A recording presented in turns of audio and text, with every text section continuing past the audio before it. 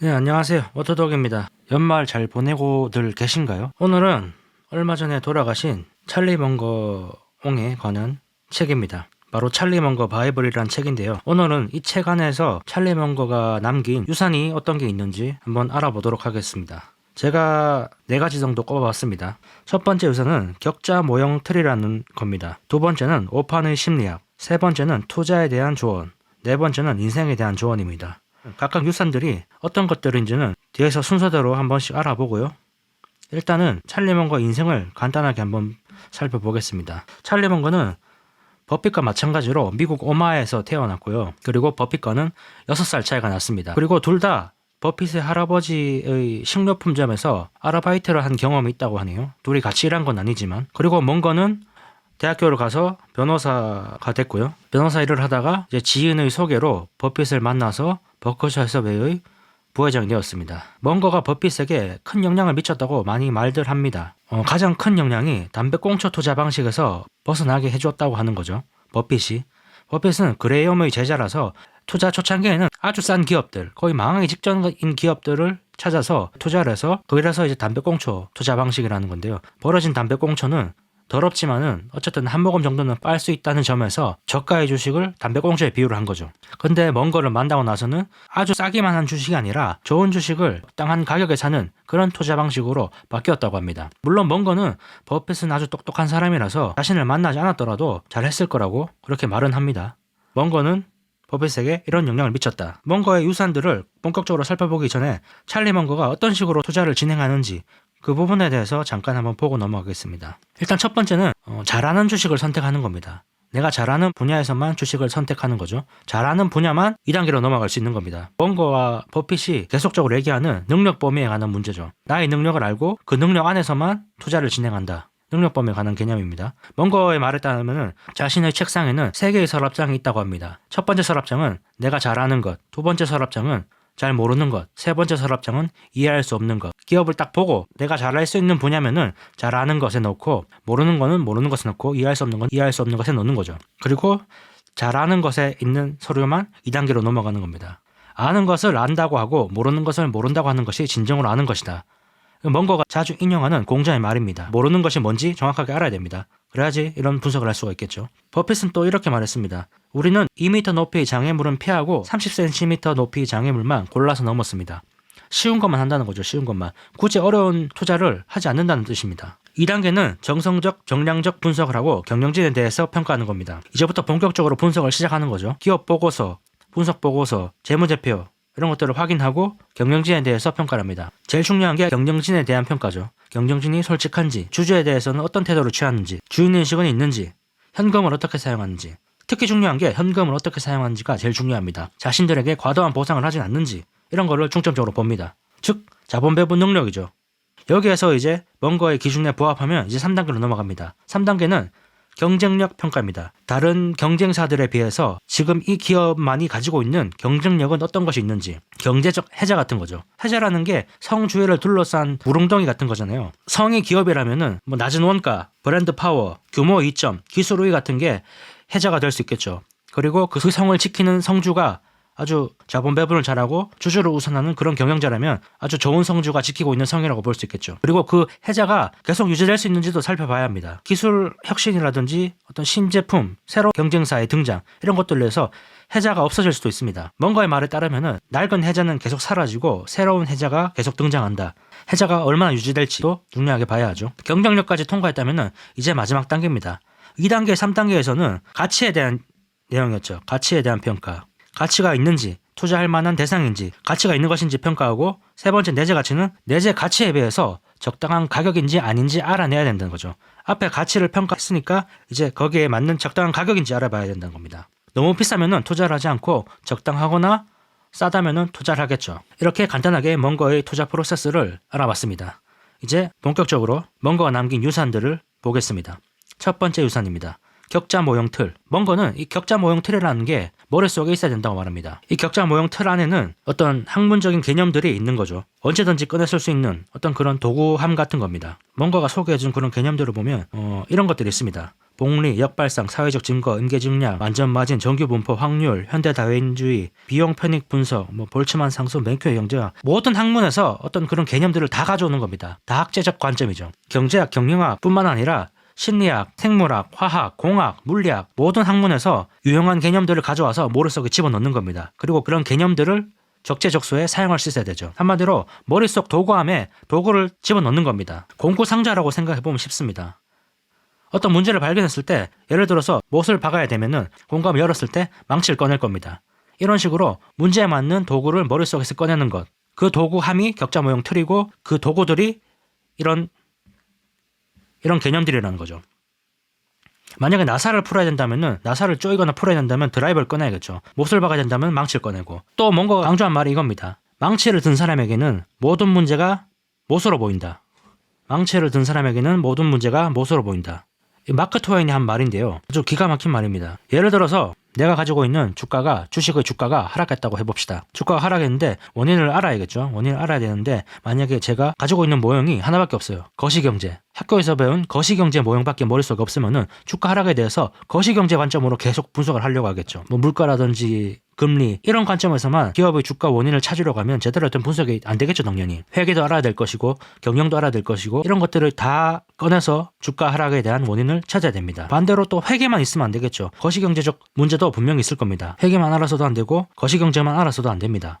우리는 경제학, 심리학, 물리학, 화학, 생물학, 공학 등에서 각종 학문에서 이런 도구들을 찾아서 머릿속에 집어넣어야 된다는 겁니다. 이런 개념들을 한 80에서 90개 정도는 머릿속에 가지고 있어야 된다고 뭔가는 말합니다. 80에서 90개 정도만 있으면은 거의 모든 문제를 해결할 수 있다고 합니다. 정리하자면은 뭔가 유사는 이겁니다. 가능한 많은 도구를 머릿속에 넣어놓고 자유자재로 사용할 수 있어야 한다. 이 문제를 봤을 때 적당한 도구를 바로 떠올릴 정도로 못을 박아야 된다면 망치를 바로 떠올리는 것처럼 적당한 도구를 바로 떠올려야 된다는 겁니다. 그리고 그 문제의 원인이 20가지라면은 머릿속에 최소한 20가지의 모형은 있어야지 그 문제를 정확하게 바라볼 수 있다는 겁니다. 그래서 우리는 최대한 많은 도구를 머릿속에 넣을 수 있도록 해야 됩니다. 자, 이제 뭔가가 중요하다고 말한 개념들을 몇 가지 한번 살펴보겠습니다. 도구들을 살펴보는 거죠.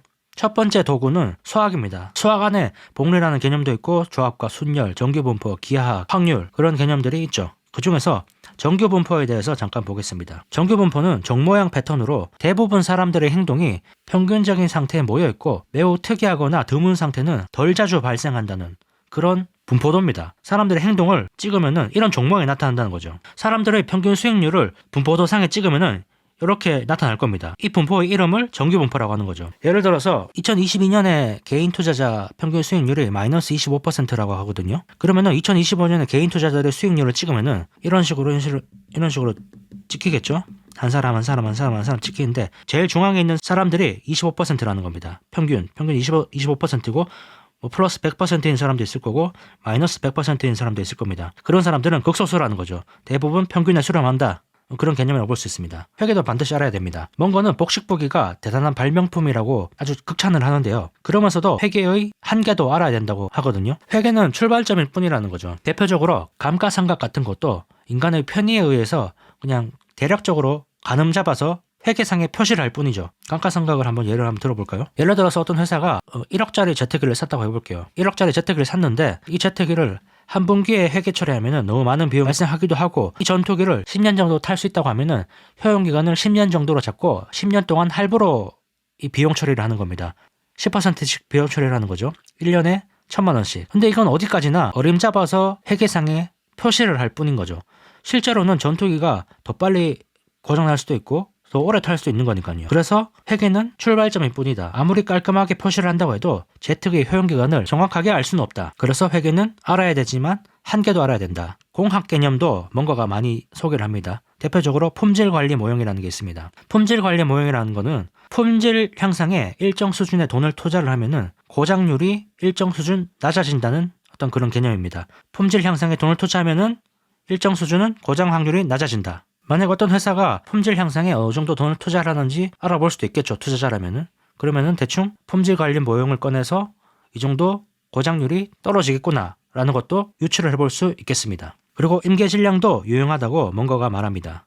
임계질량은 물리학에서 나온 개념입니다. 저도 잘 모르지만 핵폭탄을 만들 때 임계질량이라는 게 적용된다고 하네요. 그러니까 일정 수준까지는 인간이 의도적으로 질량을 올려야 하지만 그 특정 질량이 넘어가면은 스스로 질량을 높이면서 폭발을 하게 된다는 거죠. 즉 특정 프로세스나 상태가 자립적으로 지속될 수 있는 최소한의 양 또는 수준을 말하는 겁니다. 예를 들어서 AI의 학습도 임계질량의 관점에서 한번 볼 수가 있습니다. 이세돌 프로와 붙었던 알파고는 처음에 바둑을 학습할 때 인간들의 기보를 보고 학습을 했습니다. 인간들의 기보를 계속 보고 학습을 하다가 인간들의 기보를 다 학습하고 나서는 그 다음부터는 알파고 1과 알파고 2가 둘이 대국을 해서 기보를 만들어내고 그 기보를 학습하는 거죠. 인간의 기보를 다 학습한 시점, 그 시점이 바로 임계질량이라고 볼 수 있습니다. 그 다음부터는 알파고가 스스로 대국을 하고 학습을 하는 거죠. 테슬라도 임계질량의 관점에서 볼 수 있습니다. 어떤 투자자는 테슬라 자동차가 전 세계 2천만 대 이상이 돌아다니기 시작하면은 그때부터는 일론 머스크가 아무리 뻘짓을 해도 테슬라는 성장할 수밖에 없다. 2천만 대에서 나오는 데이터라든지 생태계 파워가 테슬라를 스스로 성장하게 할 것이다 라고 말을 합니다. 이럴 경우에는 테슬라의 임계질량은 누적 차량 판매 대수 2천만 대가 되겠죠. 경제 분야에도 중요한 개념이 많습니다. 경제 안에는 미시경제와 거시경제가 있죠. 멍거는 이렇게 말했습니다. 미시경제는 우리가 하는 사업이고 거시경제는 우리가 받아들이는 변수다. 이 말에서 멍거의 미시경제와 거시경제에 대한 생각이 모두 드러납니다. 거시경제는 변수라는 겁니다. 우리가 받아들여야만 하는 변수죠. 우리가 통제할 수 없습니다. 환율, 금리, 침체, 불황, 호황 이런 것들은 우리가 그냥 받아들여야 되는 거고 인정해야 되는 변수고 통제할 수 없습니다. 우리가 통제할 수 있는 것은 미시경제입니다. 우리가 아는 사업이 미시경제입니다. 우리가 집중해야 될 것은 미시경제라고 멍거는 말합니다. 거시경제는 분석하기도 어려울 뿐더러 보상도 적다고 멍거는 말합니다. 미시경제에서 규모의 경제라는 개념이 중요합니다. 규모가 커짐으로 해서 생기는 이익을 규모의 이익이라고 합니다. 생산량이 증가할수록 효율성이 개선되어서 생산 원가가 감소할 때 규모 이익이 발생한다고 하죠. 대표적으로 프랜차이즈 사업 같은 게 규모 이익이 적용되는 대표적인 사업입니다. 프랜차이즈의 경우 체인점 수가 증가할수록 더 많은 단위로 공급을 받을 수 있고 따라서 원가 경쟁력도 생기죠. 규모 경제가 안 좋은 쪽으로 작용할 수도 있습니다. 예를 들어서 아주 큰 잡지사가 있다고 해보겠습니다. 아주 큰 잡지사는 미국의 모든 주에 발행을 하는 그런 잡지사입니다. 근데 경쟁자가 하나 생기는 거죠. 이 잡지사는 작은 잡지사이지만 전문 잡지사입니다. 여행 전문 잡지사. 아주 큰 잡지사는 이 작은 여행 전문 잡지사를 견제할 방법이 없습니다. 이 큰 잡지사가 여행 정보를 더 많이 실으려고 해도 이 작은 잡지사보다 더 많은 양의 여행에 대한 정보를 실을 수가 없을 겁니다. 경쟁을 하면은 큰 잡지사는 기존에 가지고 있던 고객을 잃을 가능성이 높습니다. 대처할 수 없는 상대죠. 근데 이번에는 요리 전문 잡지가 생깁니다. 패션 전문 잡지가 생깁니다. 이런 식으로 작은 전문 잡지사들이 생기면은 큰 잡지사는 조금씩 파일을 잃어갈 수밖에 없죠. 이게 규모의 불이익입니다. 이런 현상이 다른 데서도 나타날 수가 있습니다. 그리고 규모이익이라는 게 많을수록 더 좋아진다. 그리고 더 좋아져서 더 많아지고 또 좋아진다. 이런 개념이잖아요. 이 개념이 정보에도 적용될 수 있습니다. 정보가 많기 때문에 생기는 이익, 많이 알려져 있기 때문에 생기는 이익. 여긴 제가 지금 라면 사진을 가져왔는데요. 만약 제가 동남아로 여행을 갔다고 해볼게요. 동남아로 여행을 갔는데 한식이 생각나서 마트에 갑니다. 마트에 가서 즉석밥을 하나 사려고 합니다. 즉석밥을 하나 사려고 즉석밥 코너에 갔는데 딱 보이는 게 제가 잘 아는 햇반. 햇반이 1,500원이고 처음 보는 무슨 글씨가 적힌지도 모르는 햇반이 1,200원에 팔고 있습니다. 햇반은 1,500원, 모르는 즉석밥은 1,200원. 이럴 경우에는 저는 그냥 300원 때문에 모르는 것을 사 먹진 않겠죠. 잘 아는 것을 살 겁니다. 300원 차이밖에 안 나니까요. 이런 경우를 정보의 이익이라고 합니다. 단지 유명하다는 이유로 정보의 이익을 누리게 되는 거죠. 이런 규모의 이익이 심리학 분야에도 적용이 됩니다. 우리는 의식적으로든 무의식적으로든 다른 사람들의 시선이나 행동에 영향을 받습니다. 모두가 어떤 제품을 좋다고 말하면은 그 제품을 좋다고 생각하게 되는 거죠. 이를 심리학에서는 사회적 증거라고 부릅니다. 사회적 증거. 한 실험이 있는데요.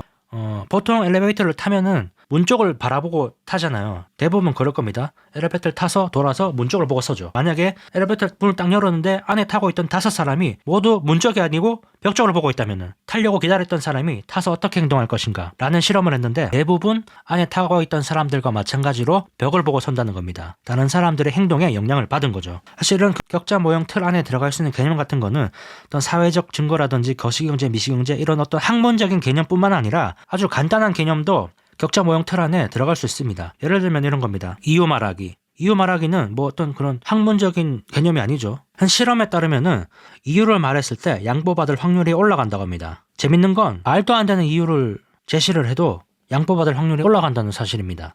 예를 들어서 이런 겁니다. 복사기를 사용하려고 줄을 서 있는데 앞에 줄 서 있는 사람한테 얘기를 합니다. 이렇게 얘기를 합니다. 제가 먼저 복사기를 사용할 수 있을까요? 왜냐하면 제가 지금 복사를 해야 되거든요.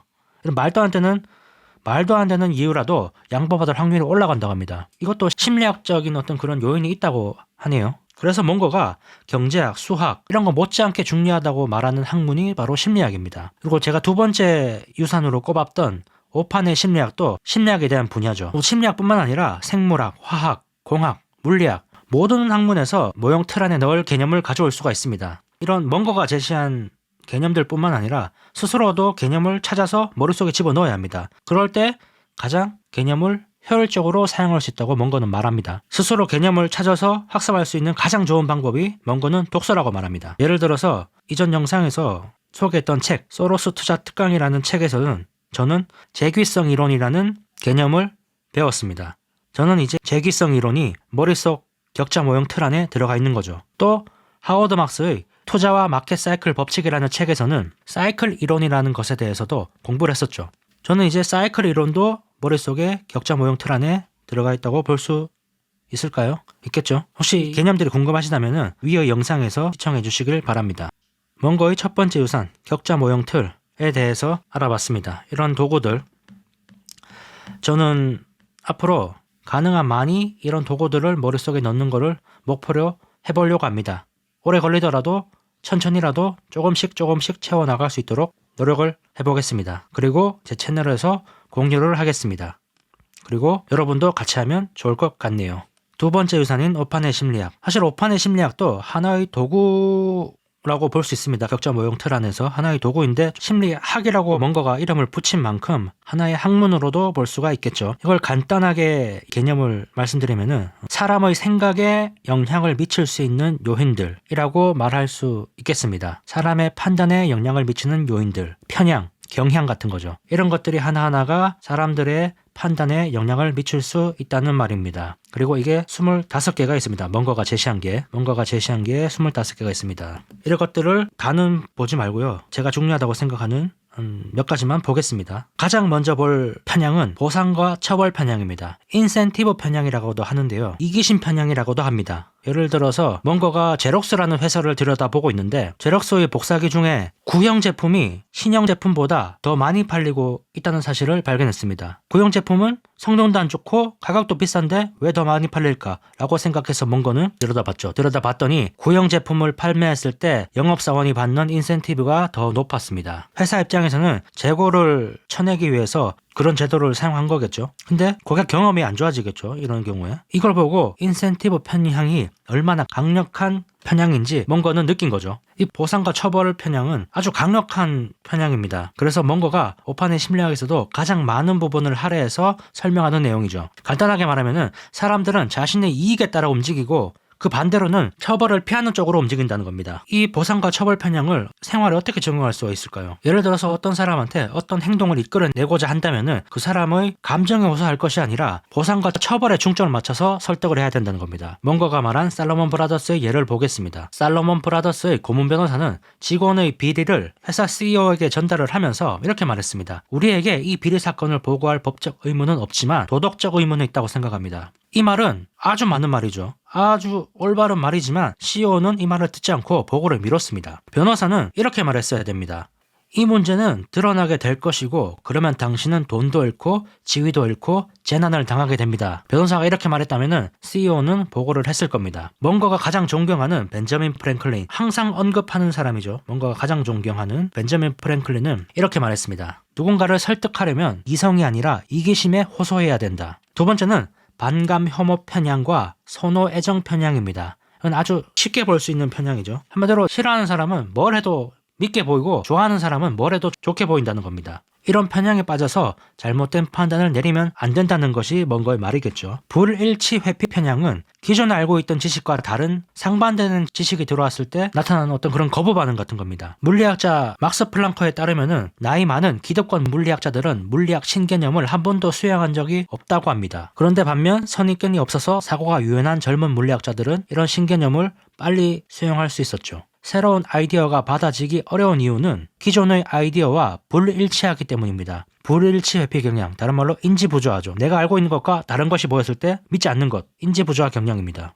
상호성 편향도 아주 강력합니다. 상호성 편향은 쉽게 말하면은 기대에 부응하려는 편향입니다. 상대방의 기대에 부응하려는 편향. 이런 상호성 편향은 영업사원들이 많이 활용을 하죠. 영업사원이 우리한테 따뜻한 미소로 웃으면서 커피를 대접하면은 우리는 호의를 갚아야 한다는 생각이 무의식적으로 머릿속에 들어온다는 겁니다. 이 작은 호의 때문에 우리는 5, 60만 원을 더 쓰게 될 가능성이 크죠. 옵션 같은 걸 더 추가하게 될 가능성이 크죠. 이 영업사원들이 상호성 편향이라는 심리를 잘 이용하는 거죠. 대조 편향도 일상생활에서 쉽게 볼 수 있습니다.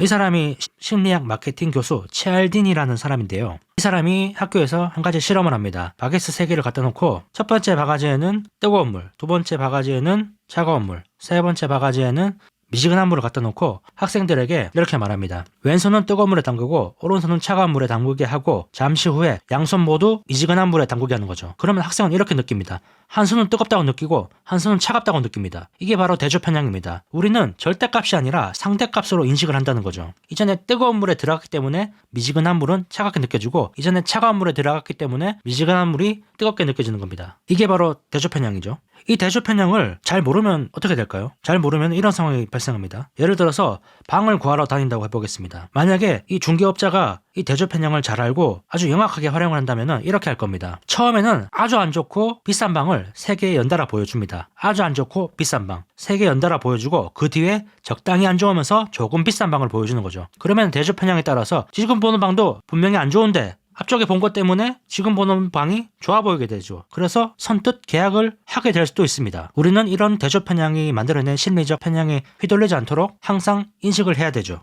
또 이런 것도 있죠. 이런 거는 쉽게 볼 수 있습니다. 40만 원으로 적혀있고 줄 긋고 10만 원이라고 이렇게 적혀있는 경우가 있죠. 가격표에 40만 원 줄 긋고 할인해서 10만 원입니다. 사실은 10만 원이었던 거죠. 40만 원이라는 가격을 적어놨기 때문에 대조 편향에 의해서 10만 원이 싸 보이는 겁니다. 사실은 10만 원도 비싼 거일 수가 있다 라는 말이죠. 더 심각한 상황이 있을 수도 있습니다. 첫 번째 결혼이 너무 끔찍했던 탓에 그보다 조금 낫다는 이유로 형편없는 사람과 재혼을 할 수도 있습니다. 뭔가는 이런 현상이 우리가 바보라서 일어나는 현상이 아니라고 말하는데요. 아주 자연스럽게 나타나기 때문에 놓치기가 쉬워서 그렇습니다. 판단력을 높이고 싶다면 대조 상황에 만들어내는 어떤 편향에 대해서 대비를 해야겠죠. 우리가 알고 있으면 대비를 할 수 있습니다. 과도한 자신감도 편향을 만들어냅니다. 보통 사람들은 자신의 능력을 과대평가합니다. 자신의 능력은 과대평가하고 자신의 물건의 가치가 더 높다고 생각합니다. 한 가지 예를 한번 볼까요?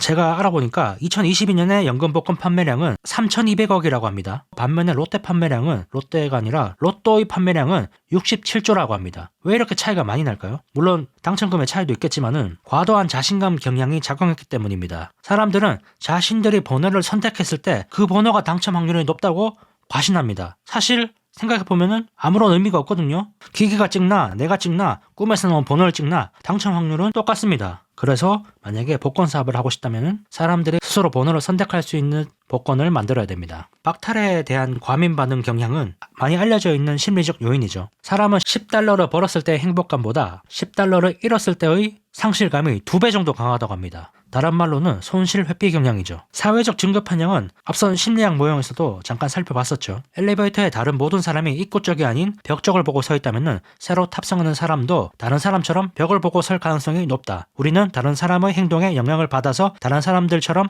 행동을 할 가능성이 높다. 다른 사람들이 좋다고 하면 그것을 좋다고 생각할 가능성이 높다. 라는 게 사회적 증거 편향입니다. 이런 현상은 우리의 선조가 무리동물이기 때문에 발생하는 편향입니다. 인간은 주변의 사람들과 똑같이 행동하고 그들을 따라 이동하는 것이 생존에 유리했습니다. 상당히 효율적이죠. 생각을 하지 않고 따라하기만 해도 적당한 결과를 얻을 수 있으니까요. 하지만 그거는 예전 선사시대 때 얘기고요. 모든 사람이 주식을 살 때 따라 사면 큰일 납니다. 물론 잘 먹힐 수도 있지만 다른 사람들이 살 때 따라 산다. 이게 주식 투자의 원칙이 되어서는 안 됩니다. 이유전지 경향도 앞서 봤었죠. 사람들은 천성적으로 정확한 인지를 좋아하고 그 인지에 따르는 과정을 즐기는 경향이 있다고 멍건은 말합니다. 이런 경향은 무의식적으로 작동을 한다는 겁니다. 무의식적으로 작동하기 때문에 더 무섭습니다. 그 증거가 말도 안 되는 이유를 대도 양보를 받을 확률이 높다는 게 바로 그 증거죠. 이렇게 ATM기에 줄을 서 있을 때 제가 다음 버스를 타야 돼서 먼저 돈을 좀 뽑을 수 있을까요? 이런 정당한 이유가 아니라 그냥 제가 지금 돈을 뽑아야 되는데 먼저 좀 양보를 받을 수 있을까요? 같은 이런 황당한 이유를 대도 양보받을 확률이 올라간다고 합니다. 이유는 우리가 무의식적으로 이유에 정당성을 부여하기 때문입니다. 이렇게도 사용할 수 있겠죠. 만약에 길거리에서 설문조사를 하는 사람이라고 해볼게요. 제가 사람들한테 설문조사 좀 해달라고 부탁을 합니다. 이렇게 얘기합니다. 1분만 시간을 내서 설문조사에 참여해주세요. 이렇게 하면은 해주는 사람도 있겠지만 많이 안 해줄 겁니다. 그때 이유를 대는 거죠. 말도 안 되는 이유를 대도 상관없지만 말도 안 되는 이유보다 정당한 이유를 대면 더 확률이 올라가겠죠. 이렇게 얘기를 한번 해보는 겁니다. 1분만 시간을 내주시면 아프리카의 한 아이가 새끼를 배부르게 먹을 수 있습니다. 이런 구체적인 이유를 말하면은 훨씬 유리하겠죠. 회사에서도 항상 이유를 말하면은 항상 유리할 겁니다. 이유 존중 경향이라는 이런 심리학 요인을 알고 있는 사람과 모르는 사람은 차이가 날 수 있습니다. 회사 생활이든 학교 생활에서도 그렇고. 현실 보정 경향도 쉽게 볼 수 있죠. TV를 보면은 자기 자식이 의심할 여지 없이 명백한 범죄자인 경우에도 어머니는 자기 자식이 결백하다고 생각하는 경우가 많습니다. 실제로. 현실을 받아들이기가 너무도 고통스러워서 자기 뇌가 견딜 수 있는 수준까지 현실을 왜곡하는 겁니다. 그리고 우리 모두는 현실을 어느 정도 왜곡할 수 있습니다. 그래서 내가 현실을 부정하고 있는 것이 아닌지 생각을 해봐야 됩니다. 헛소리 경향이라는 편향도 있습니다. 뭔가는 아무말 증후군이라고 부르는데요. 아무말 증후군. 한 생물학자가 꿀벌을 데리고 실험을 해봤다고 합니다. 꿀벌은 꿀을 발견하면 벌집으로 돌아와서 그 꿀의 위치를 춤으로 알려준다고 하네요. 어떤 행동이겠죠. 그래서 춤으로 꿀의 위치를 알려준다고 합니다. 근데 심리학자가 이 꿀을 벌집 바로 위에다가 놔둔 겁니다. 근데 자연 상태에서 벌집 바로 위에 꿀통이 있는 경우는 없습니다. 그래서 벌집 바로 위에 있는 꿀통을 벌이 볼 일이 없습니다. 그래서 벌집 바로 위에 있는 꿀의 위치를 전달할 방법도 없습니다. 그러면은 알려줄 방법이 없는데 이 벌이 어떻게 행동을 할까요? 벌집에 돌아와서. 이걸 살펴본 겁니다. 그냥 바로 생각했을 때는 이 벌이 그냥 아무 춤도 추지 않을 것 같죠? 근데 실제로는 아무 춤이나 춘다는 겁니다. 그냥 말도 안 되는 춤을 춘다고 하네요. 이게 바로 헛소리 경향이라고 합니다. 가끔 인터뷰 같은 거 보면은 질문에 맞지 않는 답을 답변자가 말할 때가 있죠. 주제를 벗어난 정도가 아니라 그냥 그것만 쏙 빼고 얘기하는 것 같은 느낌이 들 때도 있어요. 뭔가는 이런 꿀벌처럼 말도 안 되는 소리를 하는 사람을 수도 없이 만났다고 합니다. 왜 이런 현상이 나타날까요? 혹시 앞서 봤던 상호성 편향 때문일 수도 있을까요? 질문자의 어떤 기대에 부응을 해야 된다는 어떤 그런 심리적 요인 때문에 아무 말이나 하는 걸까요? 하지만 아무 말이나 하면 안 됩니다. 뭔가의 말에 따르면은 자기가 모르는 거는 그냥 모른다고 얘기하면 끝입니다. 제가 슬라이드를 하나 빼먹은 것 같은데 넘어가기 전에 조건 반사 편향이라는 게 있습니다. 그런 경험 있으실 거예요. 특정 노래를 듣고 특정 시절이 떠오를 때, 특정 향기를 맡고 어떤 사람이 떠오를 때 조건 반사적으로 그게 생각이 난다는 겁니다. 이거를 조건 반사 편향이라고 합니다. 예를 들어서 코카콜라가 이 조건 반사 편향을 광고에 아주 잘 활용합니다. 코카콜라 광고는 언제나 경쾌하고 즐겁죠. 소비자들이 코카콜라를 떠올리면 그냥 즐거움이 연상되기를 바라기 때문에 코카콜라가 의도적으로 이렇게 심리적 요인을 활용하는 겁니다. 저는 코카콜라 하면은 옛날에 무한도전 이 코카콜라 광고했던 시절이 있었거든요. 그때 어떤 그런 코카콜라 이미지가 떠오릅니다. 어쨌든 광고 업계에서 이 조건 반사 편향을 활용한다. 권위 복종 경향. 뭔가는 우리 사회가 선조 때처럼 지배 서열 시스템을 가지고 있기 때문에 리더를 따르려고 하는 경향이 있다고 합니다. 리더를 따르려고 하는 경향, 권위 복종 경향입니다. 한 실험이 있습니다. 조종사가 있고 부조종사가 있는데 여기서 권위자가 조종사입니다. 조종사는 부조종사를 옆에 두고 항공기를 추락시킬 수도 있는 어떤 무모한 행동을 합니다. 근데 부조종사의 25%는 항공기가 추락하면 안 된다는 사실을 알면서도 조종사의 행동을 방조했습니다. 조종사의 권위 때문에 쉽게 말을 못했을 수도 있고 어쩌면은 나보다 많이 아는 사람이니까 뭔가 이유가 있을 거야 이렇게 생각했을 수도 있죠. 다른 실험도 있습니다. 밀그램 실험이라는 건데요. 이 사람이 밀그램입니다. 이 사람이 밀그램인데 실험 과정은 이렇습니다.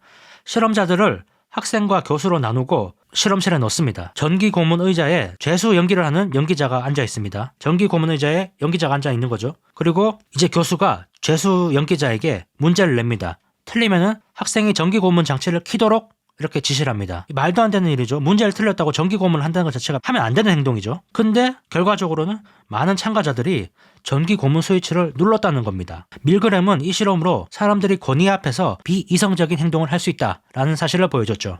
권위에 대한 복종 경향은 매우 강력한 심리 편향입니다. 그런데 사실 먼거의 말에 따르면 이 밀그램 실험은 권위 복종 경향만 작용한 게 아닙니다. 사실은 이렇게 설명을 했습니다. 과학적 진실을 밝히려면 이렇게 해야 합니다. 이유를 말한 거죠. 이유 존중 경향도 작용한 겁니다. 그리고 또 처음에는 약한 전기 충격을 주다가 뒤로 갈수록 점차 충격 강도를 높이게 했습니다. 이에 따라서 대조 편향도 작용했겠죠. 그래서 사실 권위 복종 경향뿐만 아니라 4-5가지가 결합해서 이런 결과가 나온 거죠. 심리적 편향들이 여러 가지가 결합하는 거를 먼거는 롤라팔루자 경향이라고 합니다. 이 롤라팔루자라는 거는 사실 유명한 음악 축제입니다. 이 음악 축제의 특징이 다양한 장르와 다양한 악기가 나온다는 겁니다. 그래서 아마 먼거가 이 롤라팔루자라는 이름을 붙여서 롤라팔루자 경향이라고 한 것 같습니다. 여러 가지 편향이 결합되면 더 강력한 편향으로 나타납니다. 그것이 롤라팔루자, 이전에 말했던 치알디니 교수 있죠? 아까 이 치알디니 교수는 또 다른 실험도 했습니다. 교내를 돌아다니면서 학생들에게 이렇게 부탁을 한 거죠. 매우 수고스럽겠지만 매주 이틀씩 오후에 비행 청소년을 동물원에 데려가 주시겠습니까? 이렇게 요청을 했습니다. 이 요청에는 수락하는 사람이 없었습니다. 이번에는 이렇게 요청했죠. 그러면 매주 하루만이라도 동물원에 데려가 주시겠습니까? 그러자 이번에는 절반이 수락을 했습니다. 처음에 더 부담스럽게 요청하고 나서 부담을 덜어주는 방식으로 요청을 하자 수락 비율이 올라간 겁니다. 이유 존중 경향과 상호성 편향이 동시에 작용한 거죠. 공개 구두 경매를 한번 볼까요? 영화 같은 데 보면은 미술품이 앞에 있고 뒤에 사람들이 번호표를 들면서 가격을 제시하는 그런 게 공개 구두 경매입니다. 사람들이 호가를 제시하면 그 호가는 사회적 증거가 됩니다. 첫 번째, 사회적 증거가 작용합니다. 그 다음에 사람들은 상호성 편향과 과민 반응 증후군에도 휩쓸리면서 혼란에 빠지고 가격이 비이성적으로 올라갑니다. 먼거는 공개 구두 경매가 사람이 멍청한 짓을 하도록 조작하려고 만든 제도라고 말합니다. 이것도 여러 가지 편향이 작용해서 이런 현상이 나타나는 거죠. 아시다시피 버크셔는 여러 입찰자가 존재하는 기업 인수에는 나서지 않습니다. 그런 공개 입찰에는 가격이 상승할 수 있기 때문입니다. 끝으로 다른 롤러팔루자 효과로 미국 대기업 이사회도 한번 보죠. 이사회에서는 CEO가 권위자겠죠. CEO가 이사회의 월급을 주는 권위자이기 때문에 CEO가 터무니없는 짓을 해도 이사회에는 반대하는 사람이 없습니다. 모든 사람이 반대하지 않는다. 이게 곧 또 사회적 증거가 되어서 동시에 또 작용을 하는 거죠. 더 반대를 못하게 되는 거죠. 상호성 편향도 작동을 합니다. CEO는 매년 이사의 보수를 인상해주고 업무용 제트기까지 동원해서 공장을 둘러보게도 해줍니다. 그래서 이사회는 그 잘못을 전혀 바로잡지 못합니다. 인센티브 편향, 상호성 편향, 사회적 증거, 권위 편향, 이 모든 게 동시에 작동을 하는 겁니다. 이 미국 대기업 이사회라는 곳에서. 우리나라에서도 이렇게 작동을 하겠죠. 이사회가 행동하는 유일한 때는 자신이 불이익을 받을 때, 그때만 유일하게 행동을 하게 됩니다. 인센티브 편향이죠. 불이익이 받을 것 같은 상황에서만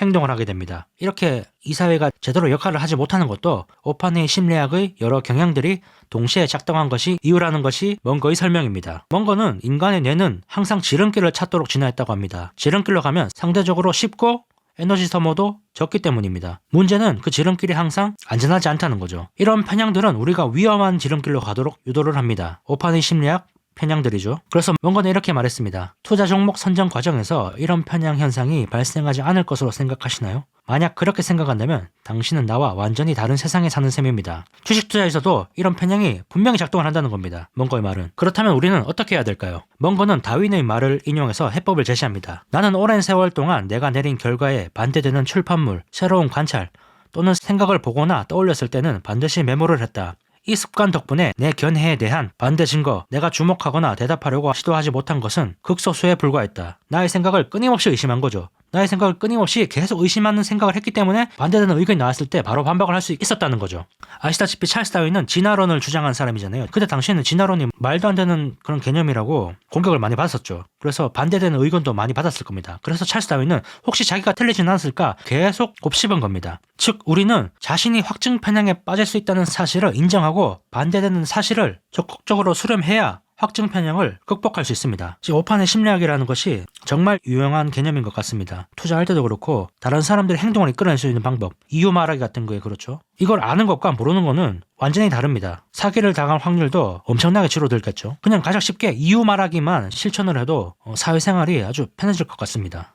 그리고 자기가 영업사원이라면은 상호성 편향, 대조 편향 이런 것들을 활용할 수가 있겠죠. 네, 그러면 오판의 심리학은 여기까지입니다. 이제 멍거의 세 번째 유산, 투자에 대한 조언을 보겠습니다. 네, 멍거의 유산 시리즈 세 번째는 투자에 대한 조언입니다. 멍거의 투자 스타일은 집중 투자입니다. 많은 사람들이 분산 투자를 권하고 멍거하고 버핏도 인덱스 지수를 사라고 말은 하지만 멍거랑 버핏 본인들은 사실 집중 투자를 합니다. 자신이 잘 아는 분야에만 집중 투자를 하는 거죠. 사실 분산 투자라는 거는 종목을 잘못 선택했을 때의 실수를 피하려고 분산 투자를 하는 거죠. 자신이 잘 모른다는 전제 하에서 모른다고 인정하기 때문에 분산 투자를 하는 겁니다. 하지만 버핏과 멍거는 능력 범위가 넓다고 봐야겠죠. 넓기 때문에 자신이 그 중에서 잘 아는 분야에 집중적으로 투자를 하는 거죠. 400개의 종목이 아닌 자신이 잘 아는 10개에만 투자를 하는 겁니다. 그러면서 멍거는 과도한 분산 투자는 정신 나간 짓이라고까지 말하기도 하죠. 거의 모든 좋은 투자는 낮은 분산, 즉 집중과 연결되어 있다고 말합니다. 멍거는 슬롯이 20개가 있는 티켓을 주는 것으로 우리의 투자 수익률을 올려줄 수 있다고 말하는데요. 예를 들면 이런 티켓 같은 거죠. 이런 티켓을 우리한테 주고 만약 한 종목에 투자할 때마다 이 슬롯 하나가 막힙니다. 이런 식으로 20개가 구멍이 다 막히면은 투자를 못하는 거죠. 죽을 때까지 평생. 그러면은 투자를 신중하게 하게 될 것이고 자신이 잘 아는 분야에 확실한 기회에 크게 투자하게 될 겁니다. 그렇게 하면 투자 수익률을 올릴 수 있다는 것이 멍거의 말이죠. 이런 규칙이 생기면 정말 신중하고 확실하게 투자하겠죠. 가상에 이런 티켓이 있다고 생각하고 투자를 하면 어떨까 싶네요. 미국의 마지막 4할 타자 윌리엄스는 이 사람 윌리엄스입니다. 스트라이크 존을 77개로 나눈 다음에 가장 잘 칠 수 있는 한가운데로 들어오는 공만 쳤다고 말합니다. 나머지 공은 치지 않았다는 거죠. 버핏은 투자가 야구보다 쉽다고 말하죠. 삼진아웃이 없기 때문입니다. 문제는 우리가 자신의 스트라이크 존을 정확하게 알고 있어야 된다는 겁니다. 자신이 칠 수 있는 그 스트라이크 존이 바로 능력 범위겠죠. 능력 범위를 알고 그 안에서만 방망이를 휘두르고 그런 확실한 기회가 왔을 때 크게 휘둘러야 됩니다. 많이 투자를 해야 한다는 거죠. 능력 범위에 대해서 멍거는 다음과 같이 말합니다. 남이 나보다 유리한 게임은 하고 싶지 않습니다. 남이 바보가 되는 게임을 합니다. 장단컨대 그래야 성과가 더 좋습니다. 멍청한 경쟁자가 우리를 부자로 만들어줍니다. 이것이 내 투자 철학입니다. 우리는 자신의 능력 범위를 알아야 됩니다. 능력 범위를 반복해서 강조하죠. 능력 범위를 안다고 해도 또 필요한 것이 바로 올바른 기질입니다. 인내심이죠. 멍거는 성공은 상당한 인내심을 가지고 기다리다가 필요한 순간에 공격적이어야 얻을 수 있습니다. 라고 멍거는 말합니다. 관중이 휘둘러 이 멍청아 라고 야유를 해도 무시할 수 있어야 된다는 거죠. 어차피 삼진아웃이 없으니까 여유있게 무시를 해도 됩니다. 문제는 여기서 사회적 증거 같은 편향이 발생하면은 자신도 왠지 다른 사람들처럼 방망이를 휘둘러야 될 것 같은 그런 기분이 든다는 거죠. 절대로 휘두르지 말고 다른 사람들의 행동에 휘둘리지 말고 인내심을 가지고 기다려야 됩니다. 완벽하게 홈런을 칠 수 있을 때까지, 홈런을 칠 만한 공이 들어올 때까지 기다려야 한다는 말이죠. 능력 범위를 알고 자신의 능력에 맞는 투자 기회가 올 때까지 기다린다. 그것만으로는 안 되죠. 가치와 가격도 알아야 됩니다. 가치와 가격을 알아야지 능력 범위 안에 있는 기업을 분석하고 기다리더라도 가치에 맞는 적당한 가격인지 알아야지 방망이를 휘두를 수 있겠죠.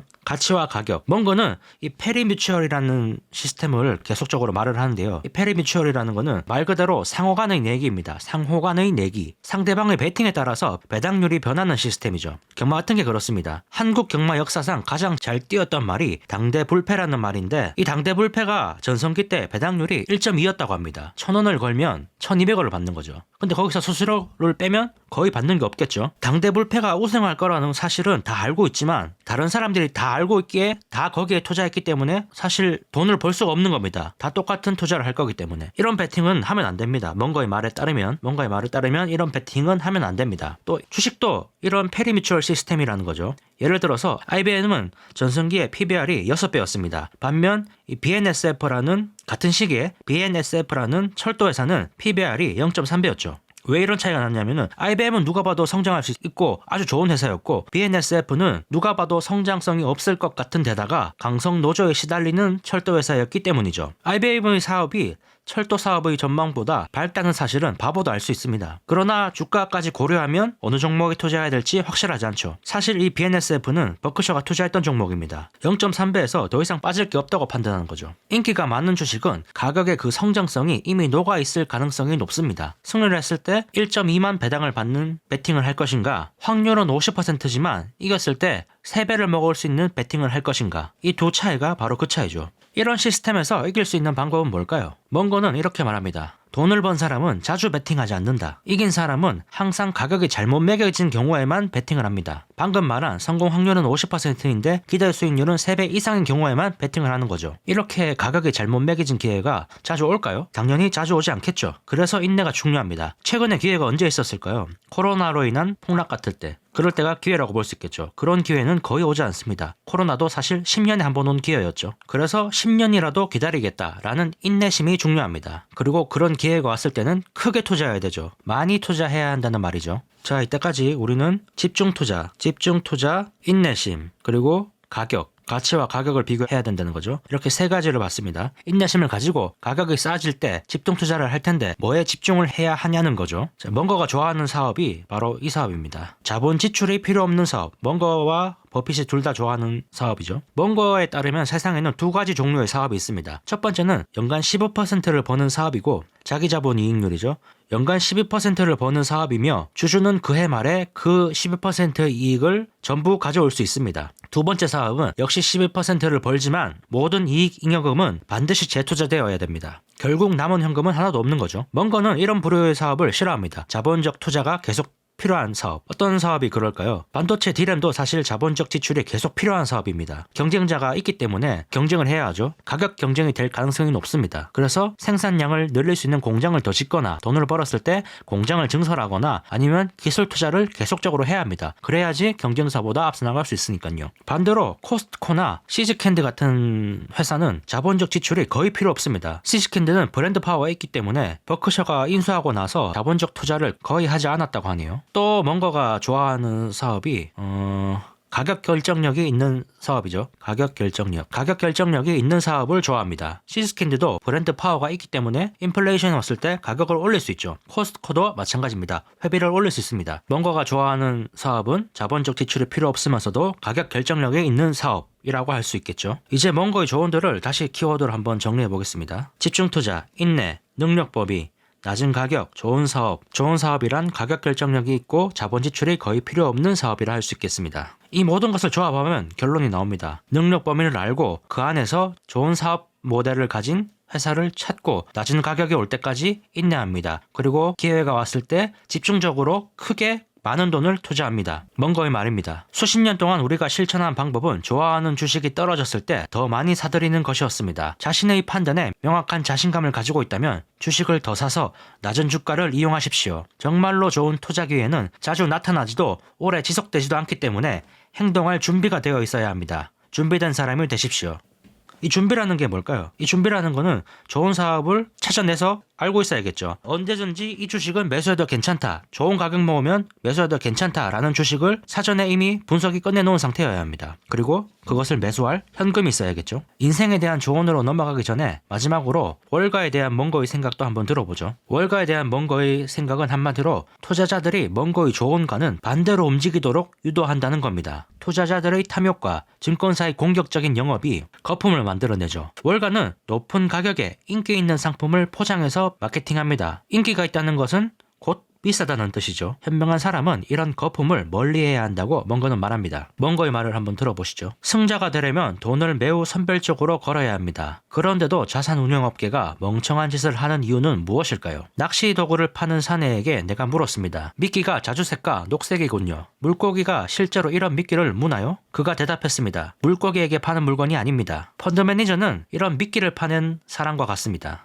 이제 마지막 유산인 인생에 대한 조언으로 넘어가겠습니다. 네, 마지막 유산인 인생에 대한 조언입니다. 물론 이런 유산들은, 이런 조언들은 제가 책 안에서 임의로 뽑아서 다시 정리를 한 내용들입니다. 첫 번째 인생 교훈은 바로 평생 학습입니다. 평생 학습, 즉 독서죠. 버핏은 얼마나 독서를 할까요? 버핏은 독서를 하는데 하루에 절반을 사용하고 나머지는 유능한 사람과 대화를 한다고 합니다. 멍거는 어떨까요? 멍거는 아침마다 3-4개의 신문을 읽고 항상 2-3권의 책을 가지고 다닌다고 하네요. 학교에서 배운 지식만으로는 크게 성공할 수 없다는 것이 멍거의 말입니다. 올바른 방법은 말했다시피 책에서 배우는 겁니다. 멍거는 나는 독서를 많이 하지 않았는데도 지혜로운 사람은 보지 못했습니다. 라고 말합니다. 그리고 또 이렇게 말합니다. 만약 당신이 배우기를 멈춘다면 다른 투자자가 당신을 앞서갈 것이다. 어떻게 하면 평생 학습을 할 수 있냐는 주주의 질문에 멍거는 이렇게 답했었죠. 매일 일어날 때보다 잠들 때 조금 더 현명해져 있도록 노력하세요. 그러면 빨리는 아니더라도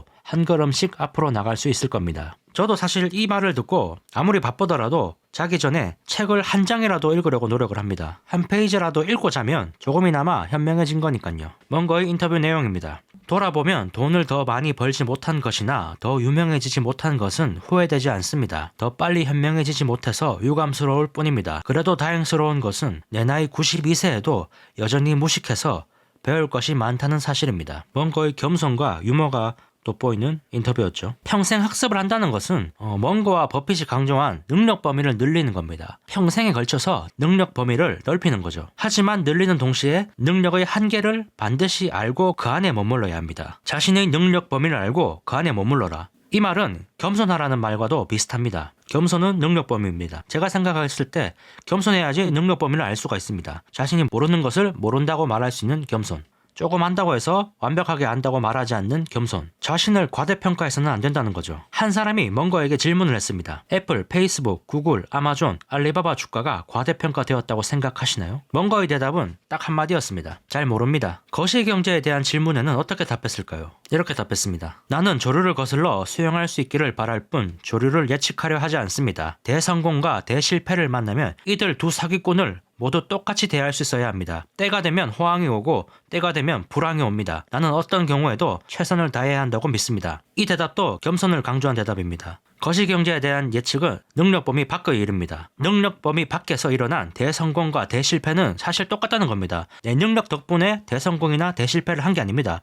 그랬을 때 대성공을 하더라도 과도하게 우쭐하지 말고 대실패를 만나더라도 과도하게 위축되어서는 안 됩니다. 이 둘 사기꾼 모두 사기꾼이라고 표현을 하죠. 이 두 사기꾼을 모두 똑같이 대할 수 있어야 한다는 겁니다. 그러면서 자신은 어떤 경우에도 단지 최선을 다할 뿐입니다. 라고 말하죠. 물의 방향이 어느 쪽으로 흐르든 조류를 거슬러서 수영할 수 있기를 바랄 뿐이라는 거죠. 자신이 할 수 있는 일, 투자에 대한 조언에서 말했던 인내, 집중 투자, 좋은 기업 찾기 이런 것들이 자신이 통제할 수 있는 부분이고 이런 것에서 최선을 다하고 그 능력 밖에서 일어난 일에 대해서는 이 대성공과 대실패 두 사기꾼을 모두 똑같이 대해야 한다는 거죠. 의연하게 대해야 한다는 거죠. 이전에도 말했다시피 멍거는 자기 자신이 가장 속이기 쉬운 상대라고 말했죠. 절대로 자기 자신을 속이면 안 된다고 멍거는 조언합니다. 자기 자신에게 속지 않기 위해서 저희가 두 번째 유산에서 살펴봤던 오판의 심리학을 알아야 하는 거죠.